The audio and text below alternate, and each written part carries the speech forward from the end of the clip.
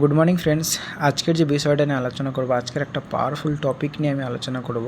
সেটা হচ্ছে follow up না করলে লস হয় কেন। তো চলো শুরু করা যাক। আচ্ছা, আপনি কি অনেক প্রসপেক্টের সাথে কথা বলেন, অনেক ইন্টারেস্টেড দেখায় কিন্তু জয়েন করে না? কারণ ফলো আপ না করার কারণে অনেক বড় লস হচ্ছে, এটা কি জানেন? কারণ বেশিরভাগ মানুষ না বলে না, বেশিরভাগ মানুষ ফলো আপ না পাওয়ার কারণে হারিয়ে যায়। তাহলে আমরা প্রথমে যেটা বুঝবো সেটা হচ্ছে ফলো আপ আসলে কী, আমরা কেন করব ফলো আপ। ফলো আপ মানে কিন্তু বারবার বিরক্ত করা নয়। ফলো আপ মানে হচ্ছে প্রসপেক্টকে সঠিক সময়ে সঠিক তথ্য দেওয়া। অনেক সময় মানুষ প্রথম দিনই সিদ্ধান্ত নিতে পারে না। যদি কেউ আজ বাড়ি কিনতে চায় সে কি প্রথম দিনেই কিনে ফেলে? না, কেনে না। কারণ সে প্রথম খোঁজ নেয়, সে চিন্তা করে, পরিবারকে জিজ্ঞেস করে, তারপর কিন্তু গিয়ে সে সিদ্ধান্ত নেয়, তাই না? তো ফলো আপ না করলে কী কী লস হয়? লস নাম্বার 1, ইন্টারেস্টেড প্রসপেক্ট হারিয়ে যায়। যে জয়েন করতে পারতো সে কিন্তু অন্য টিম কিংবা অন্য কোম্পানির দিকে জয়েন করছে। লস নাম্বার 2, লিড ওয়েস্ট হয়ে যায়। লিড জেনারেশন করতে কিন্তু সময় এবং টাকা খরচ হয়, সেই লিডটা কিন্তু ওয়েস্ট হচ্ছে। তো ফলো আপ না করলে সেই লিডের কিন্তু ভ্যালু একদম zero. Loss number 3, income loss. একজন প্রসপেক্ট জয়েন করলে কিন্তু আমাদের ইনকাম হয়, সেই ইনকাম কিন্তু বাড়তে পারতো, কিন্তু সেই ইনকামটা হলো না। লস নাম্বার 4, কনফিডেন্স কমে যায়। অনেকেই ভাবে আমার প্রসপেক্ট ইন্টারেস্টেড ছিল না। আসলে প্রবলেম প্রসপেক্টে নয়, প্রবলেম হচ্ছে ফলো আপের অভাব। কেন মানুষ প্রথম দিন জয়েন করে না? কারণ নাম্বার 1 হচ্ছে ট্রাস্ট কম। তারা আপনাকে নতুন চিনছে, তাই তারা প্রথম দিন জয়েন করতে পারছে না। কারণ নাম্বার 2 হচ্ছে ফ্যামিলি ওপিনিয়ন। তারা বলে বাড়ির লোকের সাথে কথা বলতে চায়। কারণ নাম্বার 3 হচ্ছে ফেয়ার। এটা একটা ইম্পর্টেন্ট পয়েন্ট। তারা ভয় পায়, টাকা হারানোর ভয়, স্ক্যাম হওয়ার ভয়, ব্যর্থ হওয়ার ভয়, এই সমস্ত ভয়গুলো তাদের কাছে থাকে। কারণ নাম্বার 4 হচ্ছে বিজি শিডিউল। কারণ অনেকে সত্যিই ব্যস্ত থাকে। স্যাটিসফ্যাকশন বা সবাইকে অবাক করে দেবে।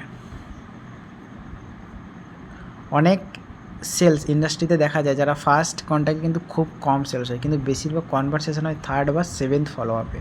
অর্থাৎ আপনি যদি একবার দুবার ফলো আপ করেই ছেড়ে দেন তাহলে কিন্তু সাকসেসের খুব কাছে গিয়েই ফিরে আসছেন। এই স্ট্যাটিস্টিক কিন্তু আমাদের ফলো রাখতে হবে।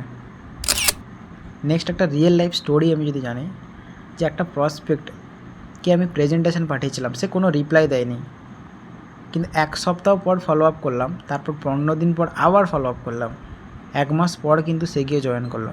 কারণ সে বলেছিল জয়েন করার পরে যে আমি আগেই ইন্টারেস্টেড ছিলাম, শুধু ডিসিশান নিতে সময় লাগছিল। তাহলে এখন যদি বলো আমি ওই ফলো আপ না করতাম, তাহলে কি সেই প্রসপেক্টটাকে আমি পেতাম না হারিয়ে ফেলতাম? অবশ্যই হারিয়ে ফেলতাম। তাহলে এখন আমি জানাবো যে ইফেক্টিভ ফলো আপ করার কয়েকটা রুলস। রুল নাম্বার 1 হচ্ছে প্রফেশনাল থাকুন। বারবার কল দিয়ে আমরা বিরক্ত করবো না। রুল নাম্বার 2 হচ্ছে ভ্যালু দিন। শুধু জয়েন করবো এটা বলা যাবে না, বরং আমরা এটা বলবো বা এটা দেখাবো আমাদের সাকসেস স্টোরি, আমাদের ট্রেনিং ভিডিও, ইনকাম বা সাকসেস প্রুফগুলো, মোটিভেশন, এগুলো শেয়ার করতে পারি। Rule number 3, follow up list তৈরি করা। Day 1, day 3, day 7, day 15, day 30, এইগুলো। তো এইভাবে একটা ফলো আপ সিস্টেম আমরা তৈরি করতে পারবো। এবং রুল নাম্বার 4 হচ্ছে রেসপেক্ট মেনটেন। না বললেও কিন্তু তাকে সম্মান করতে হবে আমাদের, কারণ ভবিষ্যতে সে কিন্তু ইন্টারেস্টেড হতে পারে। এরপর যেটা বলবো, যেটা আমি প্রত্যেকটা ভিডিওতে অলমোস্ট বলে থাকি, সেটা হচ্ছে বিগেস্ট মিস্টেক। আমরা ফলো আপ করতে যে বিগেস্ট মিস্টেকগুলো করে থাকি, কারণ অনেক ডিস্ট্রিবিউটার ভাবে যে রিপ্লাই দেয়নি মানে ইন্টারেস্টেড না। এটা কিন্তু সবথেকে বড় ভুল। অনেক সময় সাইলেন্স মানে কিন্তু নট ইন্টারেস্টেড নয়, সাইলেন্স মানেও কিন্তু সে এখনও ডিসিশান নেয়নি, সে ওয়েটিংয়ে আছে।